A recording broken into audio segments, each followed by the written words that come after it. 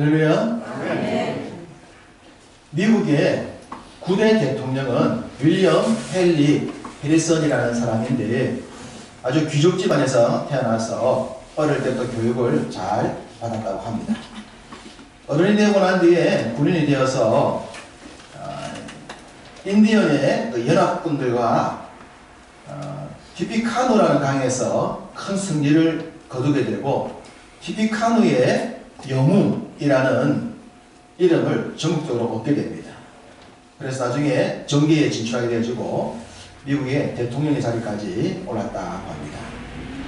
이 해리슨이라는 분은 남들이 갖지 못한 특별한 재능을 가지고 있었다는데 역발상이라는 것을 잘 이용해서 어려운 문제들을 해결해내는 탁월한 능력을 가지고 있었다. 그렇게 얘기를 해요. 이 해리슨이 어렸을 때는 굉장히 얌전하고 수줍음이 많고 사람들과의 대인관계를 잘 하지 못해서 혼자 있는 시간이 많았다고 그래요. 주변 사람들이 이 아이를 좀 안타깝게 여겨서 놀이를 제공해주고 데리고 나가고 놀아주고 장난을 쳐주고 해서 사회성을 기울여 주려고 노력을 했다고 합니다. 어느 날 사촌들이 와서 이 해리슨과 함께 놀다가 동전 찾기 게임을 했다고 합니다. 1센트와 5센트짜리, 우리로 말하면 쉽게 말해서 100원짜리, 500원짜리를 두고 한 가지만 가져갈 수 있도록 했어요. 그러자 그 동전 앞에서 해리슨이 잠시 고민을 하더니 1센트를 가져갔다는 거예요. 그러니까 사촌들이 웃고 난리가 났습니다. 어떤 게 더 좋은 줄도 모른다면서 막 바보가 아니냐고 그렇게 장난을 쳤대요. 사촌들을 만날 때마다 사촌들이 이 해리슨과 함께 동전 찾기 게임을 했는데 그럴 때마다 해리슨은 또 1센트를 뽑았다는 거예요. 그러면 또 사촌들이 웃고 난리가 났대요. 이를 곁에서 지켜보고 있던 일하는 아주머니가 어느 날 해리슨에게 물었습니다. 얘야, 너 진짜로 어느 돈이 더 큰지 모르니? 라고 물었어요. 그러자 해리슨이 아주머니에게 아주 속닥거리듯이 합니다. 아니요, 잘 알죠. 제가 왜 모르겠어요. 그런데 제가 5센트를 가져가면 사촌들이 더 이상 저하고 안 놀 것 아니에요? 사촌들이 계속 저하고 놀아주려면 제가 1센트를 뽑아야 사촌들이 즐거워하면서 계속 놀아주거든요. 그래서 제가 일부러 1센트를 뽑는 거예요. 그리고 지금 모아둔 돈이 벌써 5센트가 넘었거든요. 라고 얘기하더라고요. 아주머니가 이 어린 해리슨의 말을 듣고는 깜짝 놀랐다는 거예요. 이 아이가 참 지혜로운 아이구나. 지혜.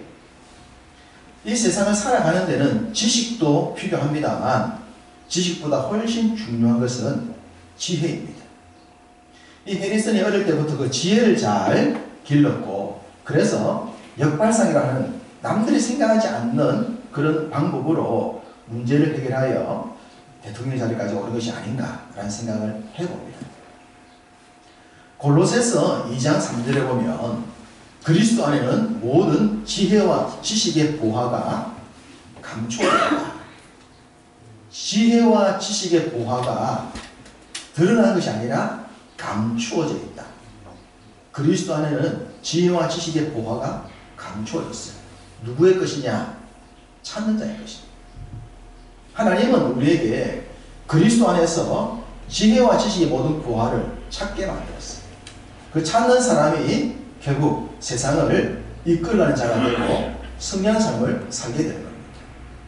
우리가 우리의 자녀들을 잘 키우려면 먼저 부모가 그리스도 안에 있는 지혜와 지식을 찾아야 돼요.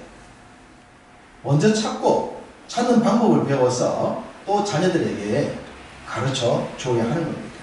그러면 우리의 자녀들도 그리스도 안에서 지혜와 지식의 풍성한 보화를 가지고 세상을 멋들어지게 살아가게 될 것입니다. 오늘은 한국 교회가 어린이 주일로 지키죠. 근데 아쉽게도 한국의 많은 교회 어린이 예배가 거의 없어져 가고 있습니다. 아이들이 없어지니까 아이들이 적어져서 주일학 예배를 드릴 수가 없어서 주일학 예배 드리지 못하는 교회가 많고 숫자가 적으니까 그냥 부모님과 함께 드리는 교회들이 많아져서 참 안타까운 현실. 이렇게 빨리 한국 교회의 주일학교가 무너질 것이라 상상하지 못했던 것이 현실이어서 참 마음이 아픕니다. 여기 계신 분들도 여러분 자녀들이 대부분 자라서 자녀를 양육할 그런 대상은 별로 없을 거예요. 있다면 손주들이 있을 텐데 손주들과 함께 살지 아니하니 또 우리가 손주들을 가르칠 그런 기회가 별로 없지 않습니까? 그러니 참 여러 번 아쉽다는 생각이 많이 드는데 만날 기회가 있다면 어쨌든 하나님의 지혜와 지식과 하나님의 얘기를 잘 들려주시기를 바라고 또 그들을 위해서 꼭 만날 때마다 축복 기도를 해주시기를 바랍니다. 기도하시는 것이 할아버지 할머니의 사명이고 역할이기 때문이죠. 숫자는 적지만 우리 중에 어린아이를 가지고 있는 우리 젊은 집사님들 계시고 또 곧 아이를 가지려고 하는 우리 집사님들 계시고 결혼을 할 청년들이 있어서 감사합니다. 여러분들이 여러분의 자녀를 잘 길러서 이 자녀들이 세상을 이끌 수 있는 사람이 되게 하기 위해서는 지혜의 사람으로 키워야 돼요.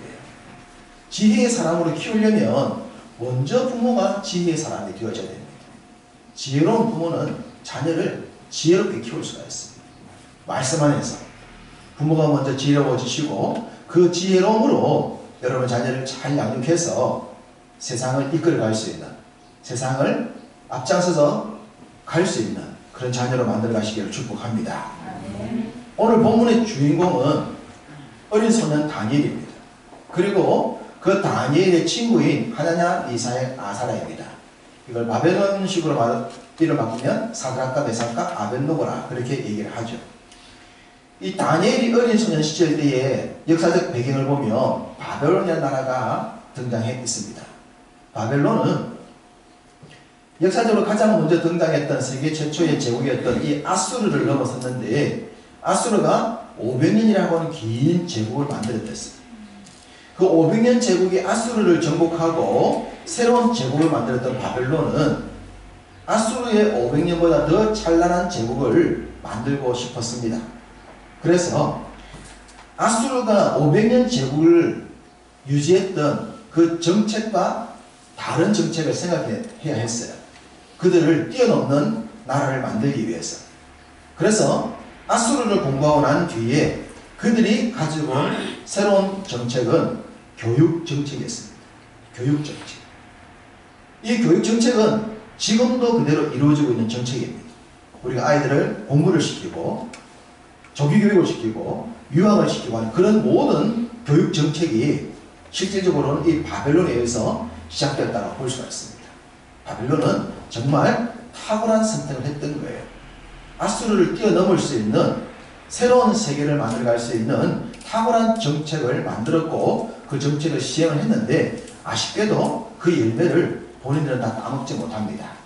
왜냐하면 하나님께서 바벨론을 도구로만 쓰셨기 때문에 그 이어지는 주의 백성들을 위해 이 바벨론은 70년 만에 문을 닫는 그런 안타까움으로 탁월한 정책을 만들었지만 그 열매는 본인들은 먹지 못해요.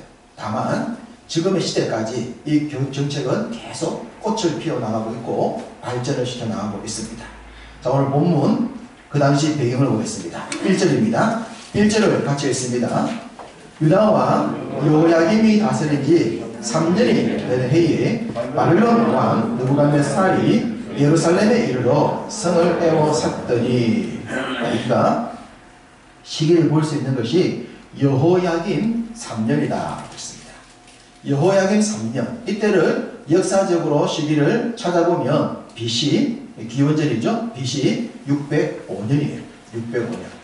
이 BC 605년은 바벨론이 제2차 갈그미스 전투에서 아수르와 애국을 완전히 무찌르고 명실공히 세계 최고의 제국으로 세움받았던 해입니다. 완벽하게 새로운 제국의 출발을 알렸던 해다라고 할 수 있는 게 이 BC 605년이에요. 바벨론에게는 영광스러운 해였지만 안타깝게도 이스라엘 백성들에게는 바로 이때로부터 바벨론의 포로기가 시작됩니다. 이때 제1차 바벨론 포로기가 시작되죠. 다니엘을 비롯한 친구들이 잡혀가는 그 해가 바로 이때예요. 그러니까 바벨론의 영광스럽지만 하나님의 백성들에게 슬픔이 가득했던 바로 이때의 역사적 배경으로 다니엘을 등장을 시킵니다.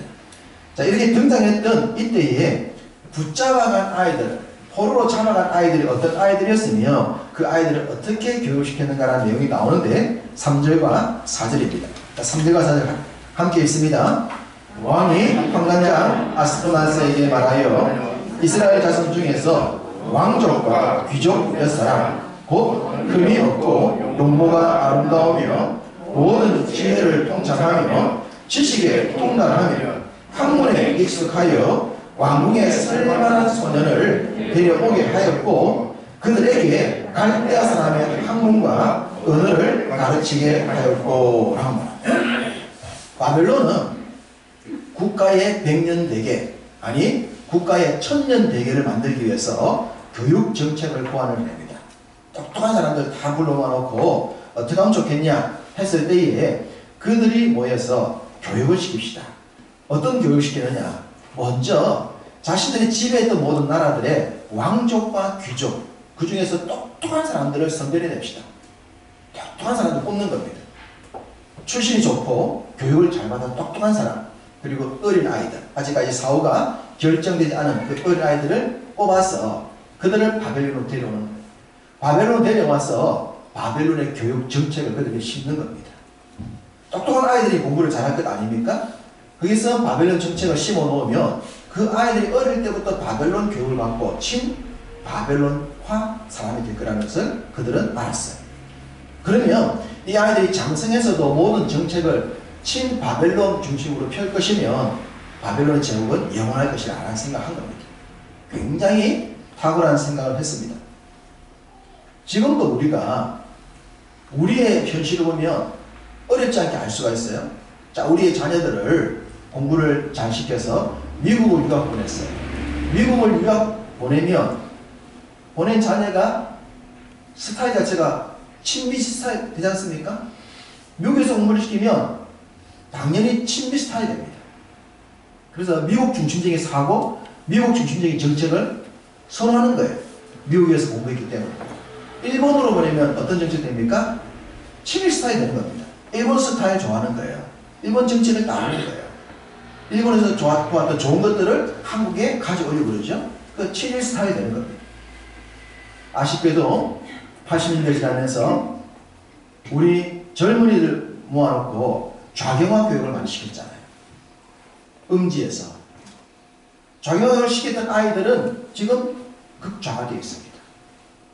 어떤 교육을 시키느냐, 어떤 교육을 받느냐에 따라서 그 사고가 결정되는 거예요. 그것도 좌경화 교육이 어릴 때가 아니라 대학생 때인데, 큰 아이들인데 그 아이들 그 교육시켜 놓으니까 그대로 가는 거예요. 이게 친미냐, 친일이냐, 좌경이냐, 친바벨론이냐, 어떤 교육을 하느냐에 따라서 사람의 삶이 결정된다고 하는 것은 지금도 그대로 나타나고 있는 현실인 겁니다. 당연히 어린 아이들을 데리고 와서 바벨론 교육시키면 이 아이들이 친바벨론 되는 것은 너무너무 당연한 현상이에요.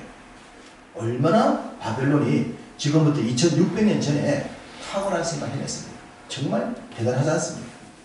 그렇게 이 다니엘의 친구들을 데리고 와서 교육을 시키는데 아쉽게도 바벨론이 놓친 게 하나 있습니다. 아니, 바벨론이 볼 수 없는 게 하나 있었어요. 바벨론의 눈에는 보이지 않는 것이 하나 있었어요. 그것은 이 아이들이 뜻을 세웠다는 겁니다. 이 아이들은 바벨론의 교육을 받기 전에 이미 더 어릴 때부터 하나님의 뜻을 품은 사람들로 자라왔다고 하는 거예요. 하나님의 뜻을 품은 사람. 좀 놀라운 겁니다. 기도의 어머니 한나가 말씀이 희귀했던 시대에 사무엘을 길러냈다 했지 않습니까? 그 사무엘이 젖될 때까지 했습니다. 길면 한 4, 5년 정도. 좀 더 길면 6, 7년 정도. 그 기간에 이 한나가 젖먹이 사무엘을 주의 뜻을 품고 살아갈 수 있는 만들어 냈던 거예요. 그래서 시대를 바꾸는 사람이 되지 않았습니까? 동일하게 이 다니엘과 하나냐, 미사엘, 아사랴는 어릴 때부터 하나님의 뜻을 품은 사람으로 준비가 되어져 있었고, 그렇게 준비된 아이들이 바벨론이라는 땅에 가서 유학을 가서 바벨론 교육을 받았지만 세속화되지 않았다고 하는 사실이에요. 정말 놀라운 것을 보여주지 않습니까? 그런데 저는 바로 이 부분을 보면서 정말 놀란 게 있어요. 어떻게 해서 이 아이들이, 이 다니엘과 제 친구들이 그 어릴 때에 이런 하나님을 향한 뜻을 품을 수 있었겠냐는 겁니다. 바벨론의 교육이 이 아이들을 변화시키지 못할 만큼 도대체 이 아이들을 이렇게 만든 존재가 누구였냐라고 하는 겁니다. 누구였을까요? 부모님이라고 해야 돼요. 왜냐 그러면 이 아이들이 포로로 잡혀갈 때 이미 나라가 망하지 않습니까? 나라가 망한다고 하는 것은 그 시대에 대부분의 사람들이 하나님의 말씀을 안 믿는다는 거예요. 왕들도 하나님을 믿지 않았고 선지자도 거짓 선지자가 많이 나왔고, 주의 뜻을 얼마나 많이 안 따랐으면 하나님이 그냥 바벨론이라는 나라에 당신이 선택한 국가를 팔아버리겠습니까? 그러니까 시대적으로 이렇게 암울했는데, 이 암울했던 시대에 이 아이들을 하나님을 향하여 꿈을 품도록 만든 사람이 있다면 답은 부모님입니다. 말씀이 희귀했던 시대지만 하나님께 뜻을 품고 살았던 소수의 부모들이 그 아이들을 말씀으로 키웠던 거예요. 말씀으로 기도하면서, 말씀으로 도전을 주면서 그 아이들 마음속에 하나님께 뜻을 품고 살도록 만들었을 것입니다. 말씀이 희귀하고 나라가 망해가는 그런 시대에도 예레미야와 같은 선지자는 있었습니다. 참 선지자가 있었어요. 참 선지자가 참 메시지를 전할 때에 참 메시지를 듣는 사람은 지극히 적었습니다. 대부분 예레미야의 예언을 멸시했고 무시했고 거짓이라고 그랬고, 왕들조차도 그 선지자를 주의로 하지 않았습니까? 대부분의 사람이 예레미야의 예언이 진짜인지 가짜인지를 모를 때에 그 선지자의 예언이 참이라고 하는 것을 들을 줄 아는 부모가 있었다고 합니다. 소수의 부모들은 선지자의 메시지가 진리인 것을 알았고, 그것을 믿었고, 그것을 받았고, 그것을 자신의 아이들에게 심어주었던 겁니다. 그리고 난 뒤에 이 아이들이 바벨론에 팔려가고 자신들을 떠나가지만 이 아이들이 바벨론처럼 세속화되는 것이 아니라 바벨론을 뛰어넘는 사람들로 결과가 나오는 것을 우리가 보게 되지 않습니까? 부모가 왜 중요합니까? 부모의 교육이 왜 중요합니까? 왜 부모의 믿음이 중요합니까? 왜 부모가 지혜의 사람이 되어야 합니까? 답은 뻔합니다. 하나님이 우리에게 자녀를 선물로 주셨을 때에 그 아이를 어떻게 해야 하나님이 가장 기뻐하실 것인가를 우리가 먼저 생각하고, 세상 교육시키고 종이 교육시키고 뭐 영어 교육시키고 그 교육도 해야 되겠지만, 그것보다 훨씬 더 중요한 하나님의 지혜를 심어주고 그리스도 안에 있는 지혜와 지식의 보화를 알도록 만들어주는 것이 훨씬 더 중요하다는 것, 우리는 잊지 않아야 합니다. 부모가 먼저이다. 우리가 먼저입니다. 여기 계신 여러분이 먼저라고 하는 것 잊지 않으시기를 바랍니다. 주의 뜻을 품고 살아가는 사람은 세상을 이길 수 있습니다. 그 사람이 아이나 소년이라도 능히 하나님의 뜻을 품으면 세상을 이겨냅니다. 자, 생각해 봅시다. 만약에 이 다니엘과 그 세 친구들이 하나님을 향한 뜻을 품은 것이 없었다면, 그랬다면 바벨론이 그들을 선택해서 바벨론에 유학을 시키겠다 그랬을 때에 그 선택받은 것을 어떻게 생각했을까요? 가문의 영광을 생각했죠. 와, 세계를 지배하고 있는 제국이 우리를 국가 장학금 주는 장학생으로 선택했다. 피폐하고 무너져 없어지는 이 이스라엘 땅이 아니라 세계 대제국의 수도 바벨론에 데려와서 교육을 시켜준다고 그런다. 출세했다 생각하지 않았겠습니까? 와, 수고했다고. 어떻게 하면 그렇게 될 수 있냐. 그리고 거기서 세계 최고의 세상을 다스리는 그 제국의 교육을 받았을 때 그들은 그 교육을 받으면서 똑똑한 사람이 되었을 것입니다. 그리고 그 결과 바벨론의 요직을 맡았을 것이고 세계를 다스리는 지배국가의 권력층의 자리를 붙들고 살았을 것입니다. 그들 때문에 수많은 나라의 약자들의 눈물이 흘려져도 그것을 모르고 그들은 지배계층이 되어서 권력을 가지고 세상을 지배하는 제국의 사람으로 살았을 거예요. 하나님을 향한 뜻이 없다면 세상 위에 우뚝 서 있는 지배자에 불과했을 것입니다. 그랬더라면 이들이 2600년이 지난 지금 성경에 기록이 되었겠습니까? 2600년이 지난 지금 우리가 이 사람들의 이름을 얘기하고 이들의 삶을 보면서 도전을 받고 은혜를 받을 수 있겠습니까? 그들은 매국노로 치부받았을 것입니다. 일본이 앞잡이가 되어서 한국 사람을 힘들게 했던 그 친일파 사람들처럼 매국노라는 그런 좋지 못한 손가락질을 받으면서 살지 않았겠습니까? 친바벨론의 교육을 받고 그 바벨론의 국물에서 살고 바벨론의 요직을 지낸 사람이 그럴 수 있을 것입니다. 그러나 이 다니엘과 친구들은 바벨론의 교육을 받고 바벨론에 살고 바벨론의 요직에 옳았음에도 불구하고 이스라엘 백성들이 그들을 매국노로 하지 않습니다. 애국자라고 부릅니다. 성공한 애국자라고 부릅니다. 왜 그렇습니까? 바벨론의 모든 걸 가졌지만 그들은 더 중요한 하나님의 뜻을 이루며 살았기 때문입니다. 하나님을 향해 세운 뜻을 이루기 위해 살았던 거예요. 그들은 지배자로 산 것이 아니었어요. 지혜자들로 세상을 돕는 사람으로 살았고 예레미야가 바벨론에 망할 것이라는 말씀과 바벨론은 포로가 될 것이라는 말씀과 포로 귀환이 있을 것이라는 것을 자신의 체험을 통해 믿으면서 돌아갈 백성들을 위해 그의 백성들을 하나님의 사람으로 세우는 일들에 자신들을 쓰임받게 했던 것입니다. 놀랍지 않습니까? 지혜의 사람. 예배 시작할 때에 성령이 오셨네, 성령이 오셨네, 내 주가 보내신 성령이 오셨네. 우리 인생 가운데 주님 찾아오셔서 그 나라 꿈꾸게 하시네. 하나님 나라 꿈꾸게 하시네. 성령이 오셨어. 말씀이 오셨어. 우리로 하여금 세상을 향하여 꿈꾸게 하는, 꿈을 갖게 하는, 어른이든 아이든 그리스도 안에서 성령님의 도우심으로 꿈을 가지고 이 세상을 어떻게 살 것이냐. 세상에 성공한 그리스도인이 되어져야 됩니다. 성공한 그리스도인이 되어져야 돼요. 세상 사람들처럼 당당하게 그들 위에 그들 앞에 설 수 있는 사람이 되어져야 돼요.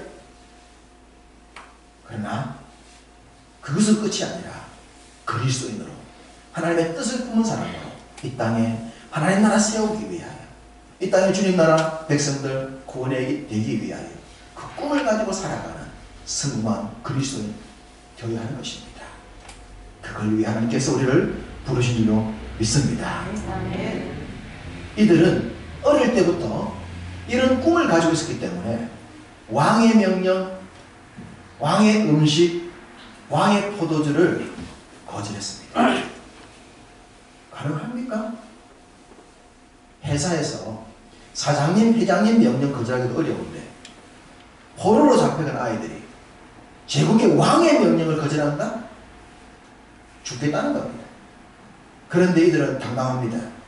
왕의 명령, 왕의 음식, 왕의 포도주를 거절하더라도 탁월한 삶을 살 수 있다는 믿음을 가지고 있었기 때문에 당당했고 그 당당함이 황관장의 마음을 바꾸게 됩니다. 그리고 나중에는 왕들도 이들을 믿고 신뢰하게 만들어버려요. 왕들조차도. 놀랍지 않습니까? 이 모습이 누구의 모습이어야 합니까?